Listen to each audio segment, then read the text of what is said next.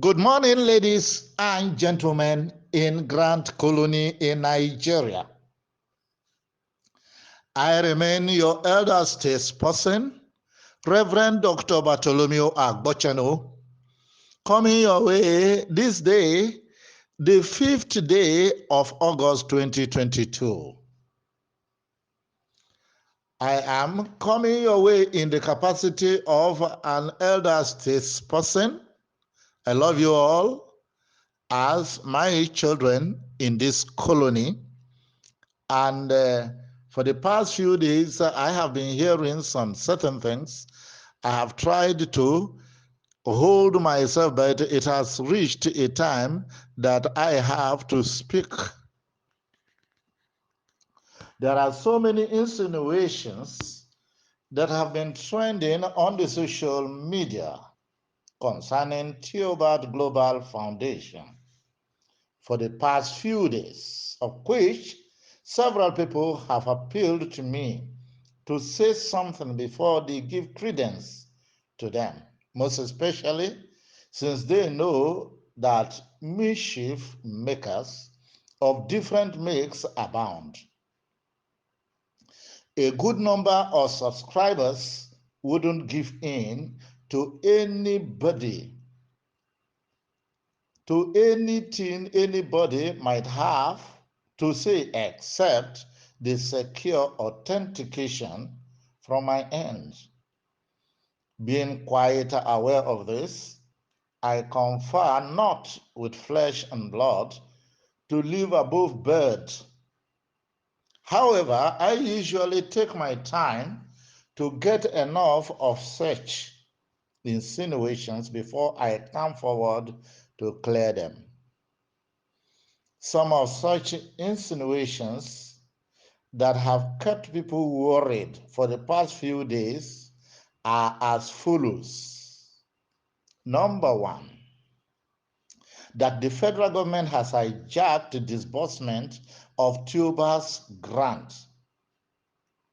2, abnormal call for prayer for our benefactor, Apostle Theo Ebonyi, is suggestive that all is not well with him. Some said he has been kidnapped. Some said he is under attack of various kinds. Number 3, that people gathered at Theobart's office celebrating for federal government lifting of ban on Theobart Global Foundation and disbursement would kick off from Monday. These are so many things that have been trending on social media, and so many people have appealed to me, please speak, elder, please speak. Well, this morning you will have your day. Point number 1, my comment on point number 1. We all know that the head of government in Nigeria may not be aware of everything that is going on. And so errand boys may attempt to employ some technicalities to some people's rights and privileges, but not in the open broad daylight, as in hijacking disbursement of Theobart Global Foundation grant to beneficiaries. They may employ their gimmicks on the journey to disbursement, but not that point of disbursement. Not to the end that they will try to hijack disbursement, but not that the disbursement in itself would be done by the federal government. It's out of point. It's not even reasonable. How can an individual go and secure grant? Then the federal government will now say, okay, you are not the one to disburse the grant, that I am the one to disburse the grant. Does it follow? No. What I'm actually saying that it won't follow. The errand boys, the various units of government may decide to frustrate the benefactor in the processes that he goes through, but not to the end that they will say, okay, you are not the one to disburse again. We are the one to disburse. No matter the strategy they employ, it doesn't work in that way. And I don't know why a lot of us who claim to be educated will be tilted by a little thing. How is it possible for federal government to say, okay, Theo, you went and brought this grant. You are not the one to disburse again. I am the one to disburse. That can never happen. And I would like you to be so much aware of that. And we are also aware of the fact that we are in Nigeria, not only in Nigeria, all over the world. Let me give you an example of FIFA officiation. When there is a World Cup to be officiated by a FIFA body, do you know that the referee can decide to take bribe to do whatever he wants to do? Yes, of course. When the players are on the pitch, they are under the commands of the referee. The referee may decide to blow a penalty when it is not a penalty, even if VAR calls his attention and he goes and views the scene again, he may decide not to blow the penalty. Yes. Maybe if he compares what he is going to get by doing that rubbish as against the punishment that will be meted on him by FIFA when he finishes officiating, he may decide still to give blind eyes to what is going on. That is what happens to the various units of government in Nigeria. It may not be that Buhari is aware of everything that is happening. He has people at various units of operation, and those people may decide to do something in a wrong way. They may decide to stress you beyond the normal and the rest of them.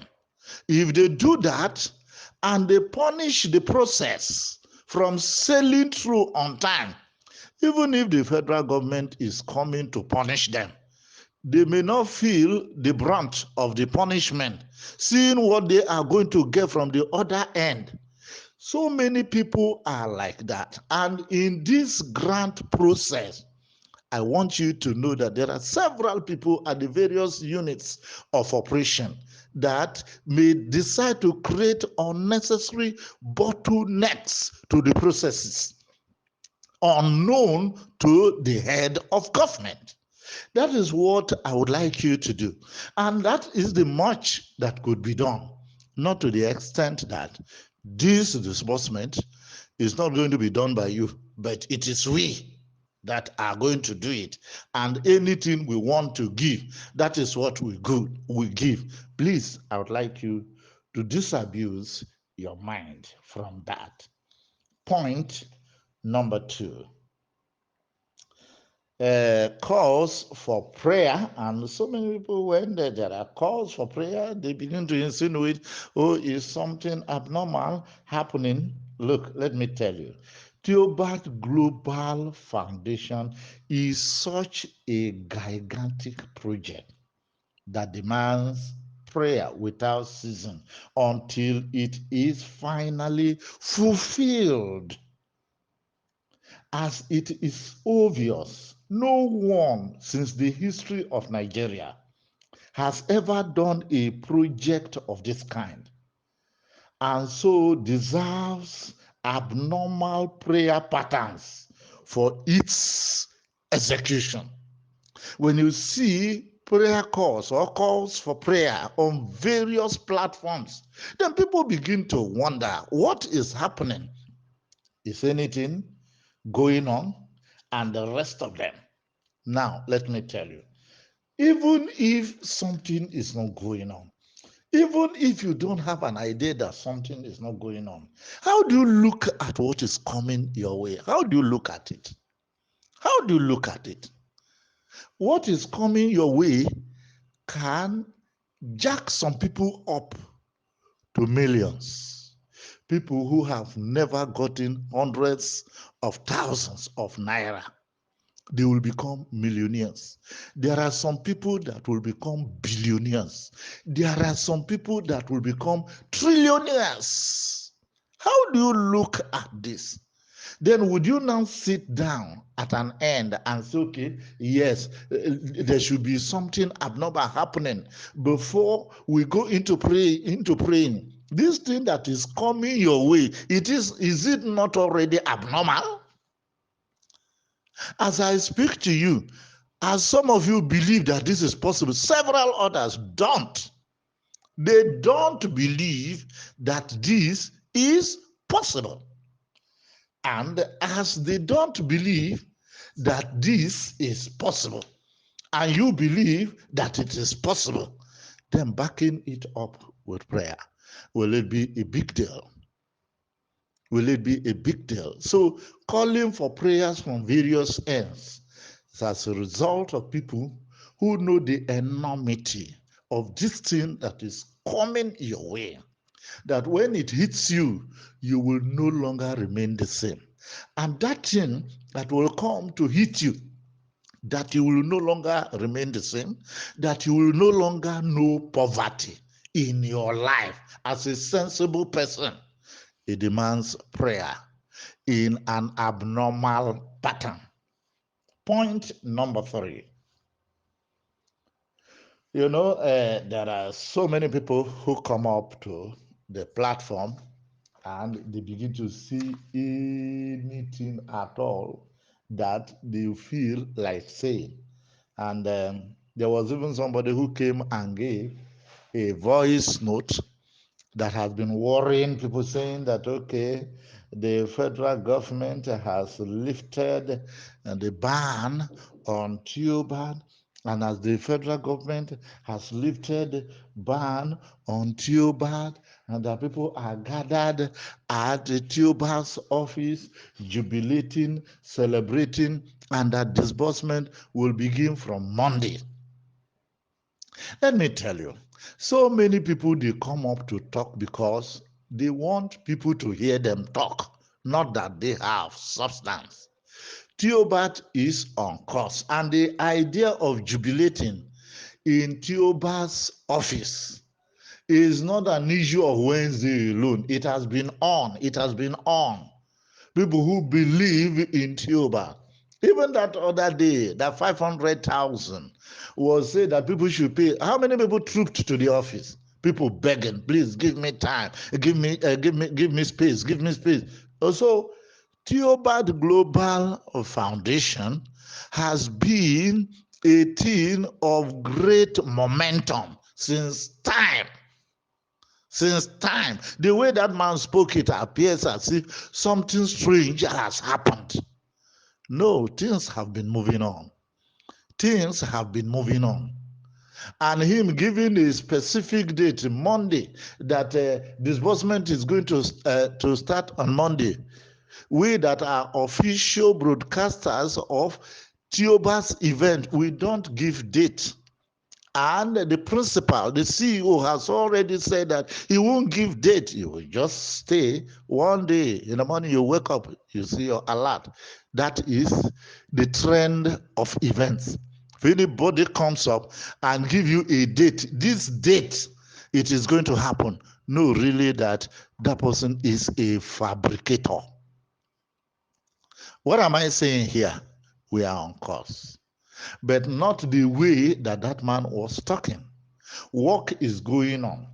As many things as are coming up, we are trying to clear them to make sure that at the end of the day, everybody gets what belongs to him. Before I draw the curtain here this morning, I may like to run through some questions that I feel might be disturbing people in their minds. Question number one. Some people may be saying, am I aware of your waiting for a very long time? Or am I unaware? Some people may be addressing me, being your elder statesperson. Are you aware that we have been waiting for a very long time? The answer is, I am aware. It's not that I am unaware of your waiting. Question number two. Do I like your waiting for this long? I don't.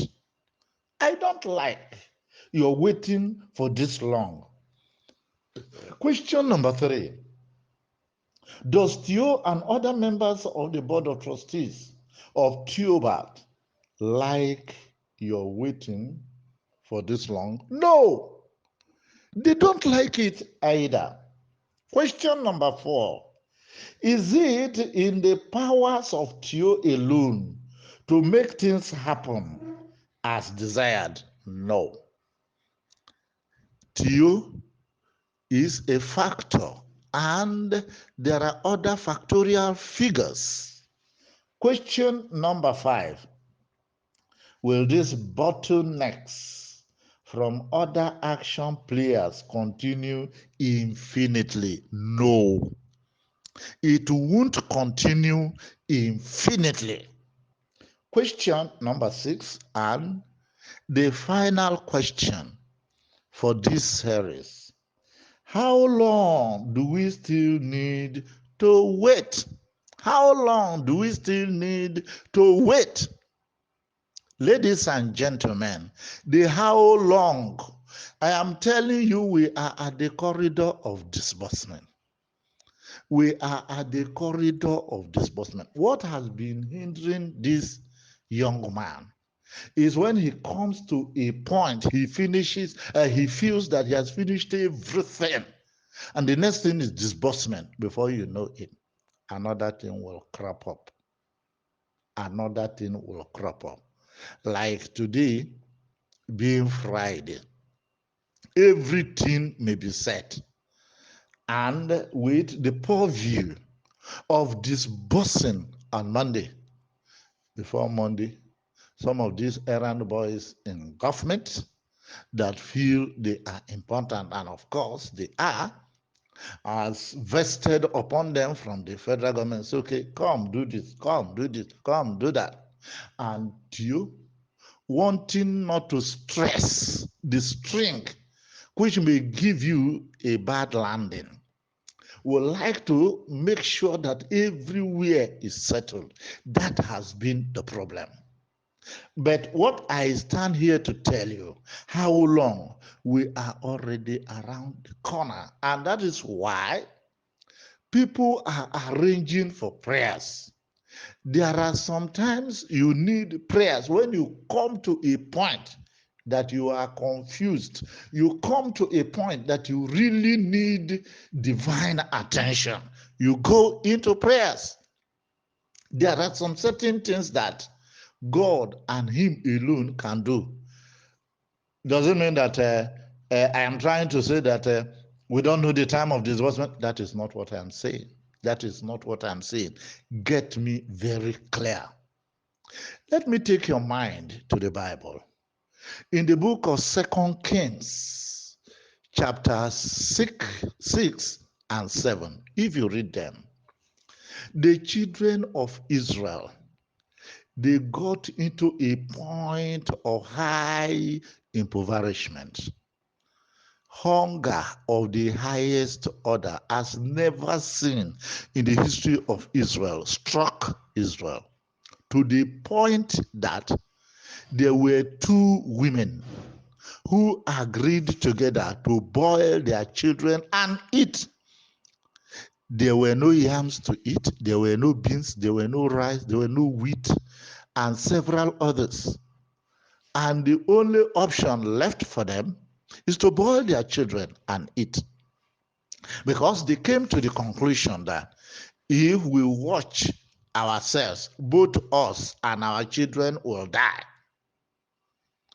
And we would have said, let our children kill us and boil us and eat so that they can live. But they won't be able to prepare us. So we that are able to prepare these children, let's kill them and eat them so that the strength of the energy can sustain us for the next few hours before we die. They came into an agreement. They killed one of the women's children, and they ate it up. The next day, they were to kill another woman's child, but the energy was still in her. Hunger has not yet come. But the other woman that they killed the child, because the child was no more, the spate of hunger skyrocketed. And she desired that they killed the child of the older woman.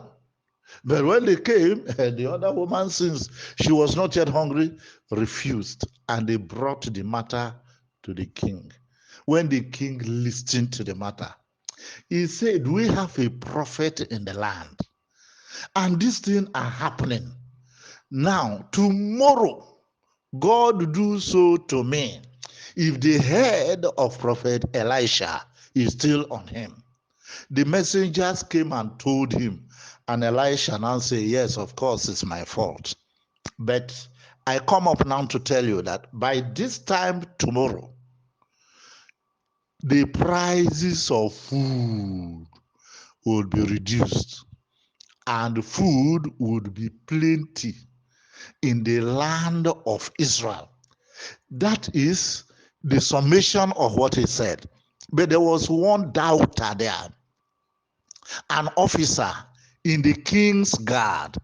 He said, even if windows in heaven will open, will this be possible? Then the prophet told him, you will see it, but you will not partake in it. You know the rest of the story. On the following day, God made the Syrians to hear a noise. But that time, Syria was very rich. There was pleasure in the land of Syria. And when they were sleeping in the night, God made them to hear a noise of war. And what came to their mind was that the king of Israel has hired against us the kings of the Hittites and the kings of the Egyptians. And all of them, they took to their heels and ran for their lives and forgot anything at all. And they left. And the lepers at the gate, 4 of them, they say, why do we stay here still?